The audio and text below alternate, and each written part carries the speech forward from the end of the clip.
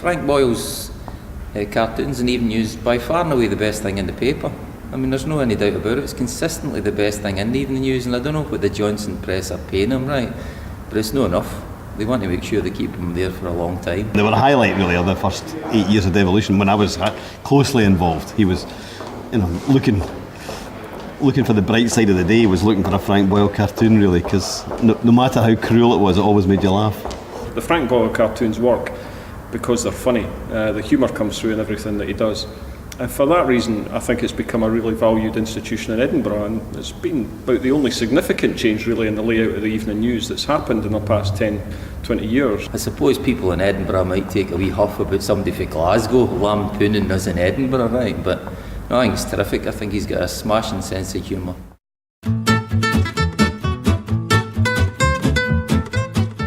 Oscar Wilde once said that the only thing worse than being talked about was not being talked about.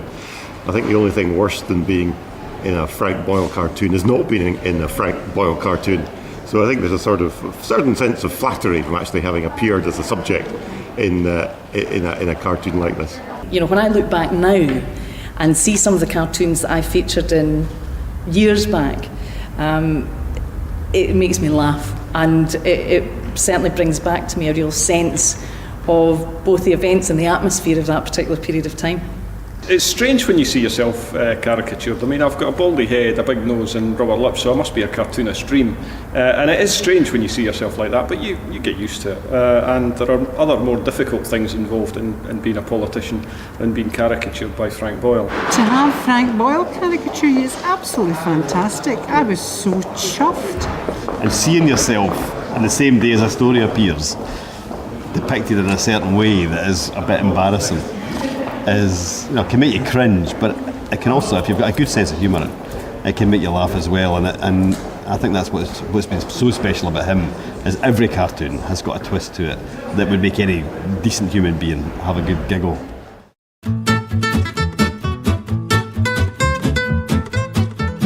Frank Boyle's a national treasure, frankly, and I don't think that any of us that have been on the receiving end of his wit and wisdom really have cause for complaint. Absolutely.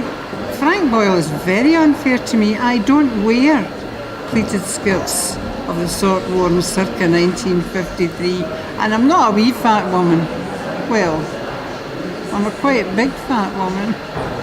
Well, the first time I seen it, I didn't think it was me. I thought it was somebody else. I remember thinking, my chin's never that size, and I think I didn't recognise myself, but then other people say, I knew it was you right away. The way he caricatures and draws other people, you spot it instantaneously, so you have to put your hands up and say, well, if he's accurate with them, he's probably accurate with me too.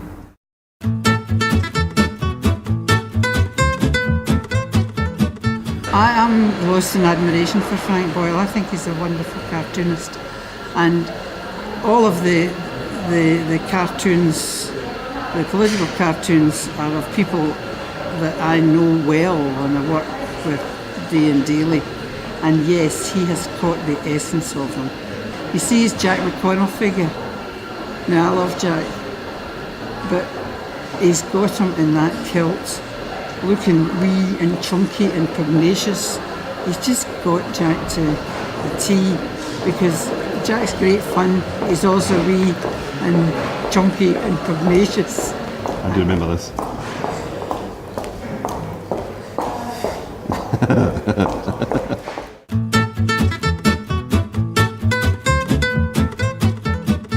The clarity of his illustrations.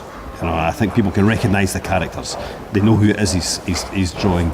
The illustrations around about the personalities that describe what the issue is that he's picking up on that day, and then the very funny catch lines that are used to just sign it off. All of that comes together in a Frank Boyle cartoon in a way that, at the moment, in my view, is not equalled by anybody in Scotland. His depictions of people are actually tremendous. He creates very recognisable and identifiable characters on the page, and he always makes you smile, and sometimes it's very cruel.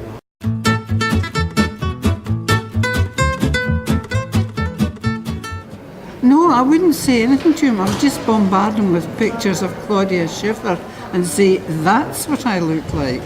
I would love to get my own back on Frank Boyle, but I'm afraid my artistic skills were bottom of the class when I was at school, and I've never tested them out since. I don't know. I mean, I hope Frank's around for a long time, right? And I think his cartoons, and he's lampooned and lambasted a lot of people and the rest of it, right? The thing is, of course, he's invisible, isn't he? I mean, I walk down the street and people go, "Oh, you Colin Fox?" Not shake your hand. With Frank, nobody knows him, right? And that's probably his greatest virtue.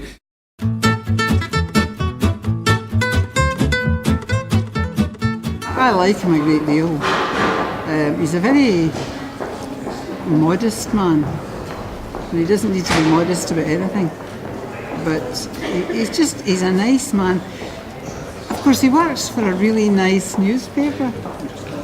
I first bought a cartoon from him in 2002, and I think he was quite surprised that a politician had a sense of humour and enjoyed getting depicted in that way. They could see the funny side of it. The thing about Frank Boyle is he's now so much a part of Edinburgh. His cartoons are not narrow, and they encompass everything that's happening in Scotland and beyond. But he is quintessentially Edinburgh now.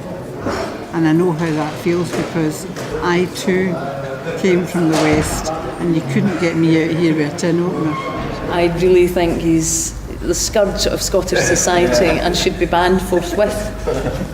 I'm just saying that I've never actually met. No, I know. Communicate by email. I know, that's right. It's nice to meet you. And you.